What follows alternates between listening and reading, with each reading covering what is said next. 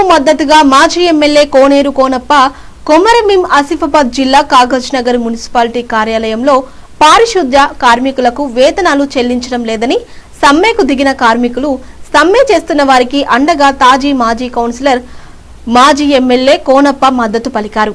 ఈ సందర్భంగా మాజీ ఎమ్మెల్యే కోనేరు కోనప్ప మాట్లాడుతూ మున్సిపల్ కార్మికులు 11వ రోజు నిరాహార దీక్షలు చేసిన సమస్యలు పరిష్కరించలేదని కార్మికులు వాపోతున్నారు అన్నారు। కార్మికుల సమస్యలు తీర్చే విధంగా కలెక్టర్ దృష్టికి తీసుకువెళ్తానని ఈ సందర్భంగా హామీ ఇచ్చారు। మున్సిపాలిటీ సంబంధించిన కార్మికులందరూ కూడా గత 11 రోజులుగా సమ్మె చేస్తూ ఉన్నారు।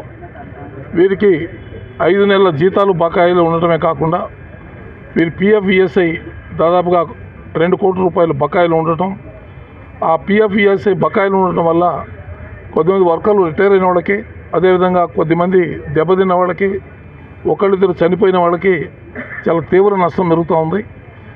మరి ఏ అధికారి కూడా వీరి మీద శ్రద్ధ వహించగా వీరికి రావాల్సిన బకాయిలు ఇవ్వకుండా వీరిని ఇబ్బంది పెడుతున్న సందర్భంలో దాదాపుగా నెల 15 రోజుల నుంచి అందరినీ కలిసి అభ్యర్థించినప్పటికీ పాలకులు ఎవరైతే మేము ప్రజాప్రతినిధులు అని ఎవరైతే అధికారంలో ఉన్న వాళ్ళు మాట్లాడుతూ ఉన్నారో వాళ్ళందరినీ పోయి అభ్యర్థించినప్పటికీ ఫలితం మాత్రం శూన్యం।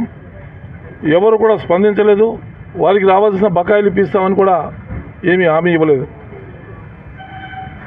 గత 10 సంవత్సరాలు కేసీఆర్ గారి పరిపాలనలో మున్సిపల్ సిబ్బందికి మేము ప్రతి నెల పట్టణ ప్రజల ద్వారా వచ్చిన నిధుల్ని మేము వారి జీతాలకి ఇవ్వడం జరిగింది।